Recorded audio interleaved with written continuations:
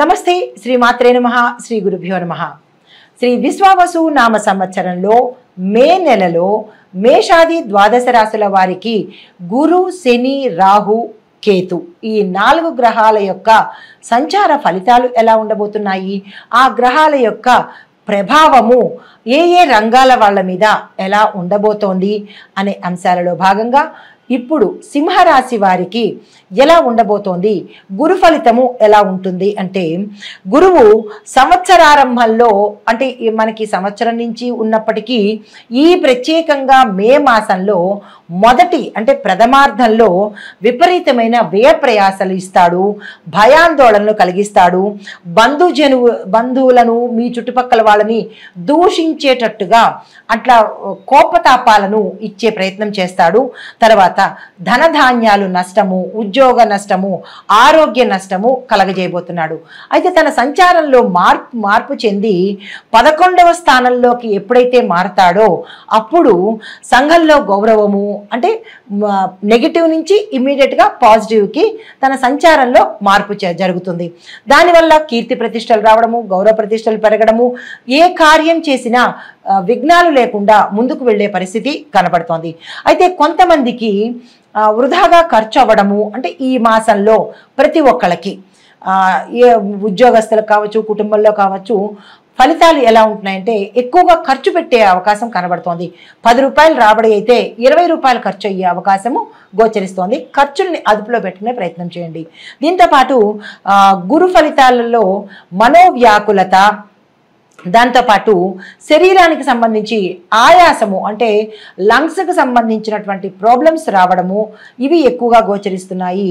జాగ్రత్తలు తప్పనిసరిగా తీసుకోండి।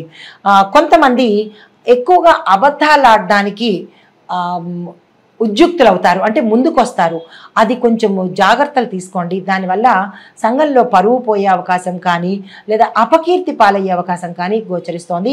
ఇది మీకు గురు ఫలితం వల్ల కలగబోతోంది కాబట్టి గురువును అంటే గురుగ్రహానికి సంబంధించినటువంటి ఏదైనా పరిహారాలు చేసుకుంటే కనుక మీ మనసు మీద ఆ ప్రభావం పడకుండా ఉంటుంది। దీంతోపాటు ఏంటంటే చివరి వారంలో అంటే ద్వితీయార్థంలో ఆఖరి వారంలో విశేషమైన కుటుంబ సౌఖ్యము, పేరు ప్రతిష్టలు కలగజేయబోతున్నాడు। అంటే గురు సంచారం మారేటప్పటికీ అతని ప్రభావం కూడా మార్పు చెందుతుంది।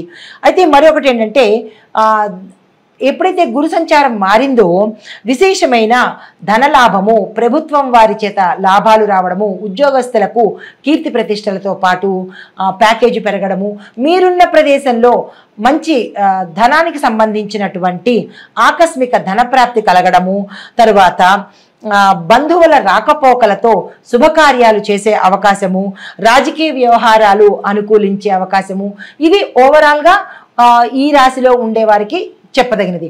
అయితే మనకి శని యొక్క ఫలితం కూడా ఎలా ఉండబోతోంది అంటే మీకు బంధుమిత్రులతో విరోధాన్ని అంటే గురువుతో పాటు శని కూడా ఆ స్థానంలో సంచరించడం వల్ల పనులు ఆలస్యం అవ్వడము, ఆకస్మిక ప్రమాదాలు కలగచేయడము, దీనితో పాటు రకరకాల కష్టాలను కూడా ఈ సింహరాశిలో ఉండేవారికి ప్రథమార్థంలో జరగబోతోంది, జాగ్రత్తలు తీసుకోండి। తర్వాత రాహు యొక్క ఫలితాలు ఎలా ఉండబోతున్నాయి అంటే పశువులకి నష్టం జరగడము, పశు నష్టం జరగడము, ధాన్యము యొక్క అంటే వ్యవసాయదారులకు ధాన్య నష్టం రావడము, దీంతో పాటు ఏ కార్యక్రమాలు చేసినా నష్టము, విఘ్నము, ఆగిపోవడము ఇలాంటివి గోచరిస్తున్నాయి। అంటే రాహు కూడా సరైన ఫలితాలు ఈ సింహరాశి వారికి ఇవ్వడం లేదు।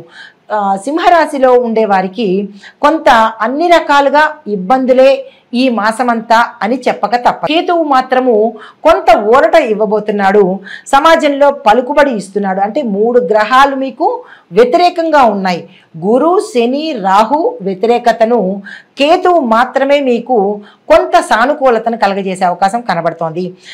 కేతువు ఇచ్చే ఫలితాలు ఏంటంటే విదేశాలు వెళ్లేందుకు అవకాశాలు ఇస్తున్నాడు, తర్వాత సంఘంలో గౌరవ మర్యాదలు ఇస్తున్నాడు, శుభకార్యాలు చేసుకోవడానికి ఆకస్మిక ధనప్రాప్తిని కలగజేస్తున్నాడు, భూమి, వస్తు, వాహన, గృహ యోగాలను కలిగజేస్తున్నాడు। దీంతో పాటు కుటుంబంలో సఖ్యత, అన్యోన్యత ఏర్పడే అవకాశం కూడా కేతు ప్రభావం వల్ల కొంతమందికి కనబడుతోంది. అయితే రంగాల వారీగా చూసుకున్నట్టయితే వ్యవసాయదారులకు ఎలా ఉండబోతోందంటే మీ యొక్క శ్రమ ఫలించి గృహంలో శుభకార్యాలు చేసి పంటలు ఎక్కువగా పండి దానికి తగ్గ దిగుబడి కూడా వచ్చి మార్కెట్లో మీ పంటకు విశేషమైన ధర పలికి పాత రుణాలు తీర్చేసుకుని ప్రభుత్వం యొక్క సహాయ సహకారాలు మీరనుకున్న సమయానికి అందుబాటులోకి వచ్చేటట్టుగా కనబడుతోంది. అయితే ఉద్యోగస్తులకు చూసినట్టయితే ప్రైవేటు ఉద్యోగస్తులు కానీ గవర్నమెంట్ ఉద్యోగస్తులకు కానీ యజమానుల యొక్క గుర్తింపు రావడము, కేతు ఫలితం ఇందాక చెప్పుకున్నాం కదా, కేతువు ఏం చేస్తున్నాడు, ధనప్రాప్తిని కలగజేస్తున్నాడు, భూమి వస్తు వాహనాలను కలగజేస్తున్నాడు. 3 గ్రహాలు వ్యతిరేకత, 1 గ్రహము అనుకూలత మీ రాశిలో కనపడుతోంది. తర్వాత రాజకీయ పరంగా చూసినట్టయితే మీరు సుస్థిర స్థానంలో నిలదొక్కుంటారు, కీలకమైన పదవులను చేపడతారు. ఇటు ప్రజలలోనూ ఇటు అధిష్టానంలోనూ కూడా మీదైన ముద్ర వేసుకొని మీ యొక్క మాట చాతుర్యంతోనూ నాయకత్వ లక్షణాలతోనూ ప్రజలను ఆకట్టుకునే దిశగా మీరు ప్రయాణం సాగిస్తారు. అయితే కొంతమందికి కొత్తగా ఈ రాజకీయంలోకి రావాలి, ఎలక్షన్స్లో నిల్చోవాలి, ఏ డిపార్ట్మెంట్ అయినా సరే మేము రావాలి అని అనుకున్న వాళ్లకు ప్రథమార్థంలో ప్రయత్నం చేయండి. కానీ ద్వితీయార్థంలో అంటే తదుపరి 15 రోజుల్లో మీరు తక్షణమే ఆ ప్రయత్నం చేసినట్టయితే, అంటే ముందు ప్రయత్నం చేయండి, దానికి తగ్గ సర్వే చేసుకుని తర్వాత కనుక మీరు నామినేట్ చేయడానికి అప్లికేషన్ తీసుకోవడమో లేదా నామినేషన్కి వెళ్ళడమో చేసినట్టయితే కనుక విశేషమైన కీర్తితో ఎక్కువ మెజారిటీతో గెలిచే అవకాశం కనబడుతోంది. తర్వాత విద్యార్థులకు చూసుకున్నట్టయితే మీ జ్ఞాపక శక్తి పెరుగుతుంది, మీలో కాన్ఫిడెన్స్ లెవెల్స్ పెరుగుతాయి. క్యాంపస్ ఇంటర్వ్యూస్ కానీ లేదంటే విదేశాలలో వెళ్ళి చదువుకోవాలి అని అనుకున్న వాళ్లకు ఇది కరెక్ట్ టైము, మీరు తక్షణమే ఆ ప్రయత్నాలు చేసుకోండి. కొంతమందికి విదేశాల్లో ఉండి ఇక్కడికి రావాలి, ఇక్కడికి వచ్చేయాలి అని అనుకున్న వాళ్ళకి కూడా ఇది కరెక్ట్ టైము. వీసాలు కానీ లేదా పాస్పోర్ట్స్ కానీ దానికి సంబంధించిన ప్లాన్స్ వేసుకోవడానికి కానీ మీరు ఏ ప్రయత్నం చేసినా ఇది కరెక్ట్ సమయము, ఆ ప్రయత్నం చేసుకోండి. కానీ రీసెర్చ్, ఆర్ట్, తరువాత ఎకనామిక్స్ చదివే విద్యార్థులకు మాత్రము అంతగా అనుకూలించే అవకాశము ఈ సమయంలో కనబట్లేదు. అది రాహు ఫలితం మీ మీద ఎక్కువగా ఉంది కాబట్టి మీరు రాహుకు సంబంధించినటువంటి జపతపాలు కానీ లేదా అంటే హోమాలు కానీ శక్తి ఉన్నవారు చేయించుకున్నట్టయితే కొంత సానుకూలమైన ఫలితం పొందుతారు. తరువాత నక్షత్రాల వారీగా చెప్పదగిన సూచనలు, మఖా నక్షత్రం వారు సంకటహర చతుర్థి వ్రతాన్ని తప్పనిసరిగా చేసుకోండి. ప్రతి బుధవారము గణపతి ఆలయానికి వెళ్ళి అక్కడ స్వామివారికి గరికమాల సమర్పించి మీ యొక్క సంకల్పాన్ని చెప్పుకున్నట్టయితే గురు, శని, రాహు అంటే 3 గ్రహాలు మీకు వ్యతిరేక దిశలో ఉన్నాయి కాబట్టి వాటిని సానుకూలపరచడానికి గణపతి ఆలయ సందర్శనము ఈ మఖా నక్షత్రం వారు తప్పనిసరిగా చేసుకోండి ప్రతి బుధవారము. తదుపరి పుబ్బా నక్షత్రం వాళ్ళు మహాలక్ష్మి అమ్మవారి ఆలయ దర్శనం చేసుకుని అక్కడ అమ్మవారికి కుంకుమ పూజ చేయించుకున్నట్టయితే కనుక ఈ మఖా నక్షత్రంలో ఉన్న స్త్రీలకు సంబంధించినటువంటి ఇబ్బందులు తొలగిపోవడము, సౌభాగ్యంగా ఉండే అవకాశం కూడా ఇక్కడ కొంత సానుకూలంగా ఉండే అవకాశం కనబడుతోంది. అయితే ఉత్తరా నక్షత్రం వాళ్ళు మాత్రము ప్రతి ఆదివారము సూర్యుడి ఆరాధన చేయండి. సూర్యుడికి అర్ఘ్యాన్ని ఇచ్చినట్టయితే కనుక అనారోగ్య సూచనలు పోవడం కానీ లేదా ఈ రాహు, శని, గురు సంచారం వల్ల పడే ఇబ్బందులు తొలగే అవకాశము గోచరిస్తోంది.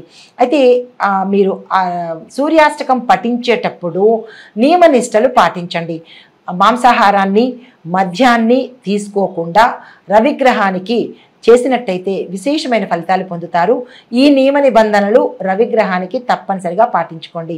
ఇది ఈ రాశిలో ఉండేవారికి చెప్పదగిన గోచారరీత్యా ఫలితాలు, పరిహారాలు, సూచనలు. నమస్తే.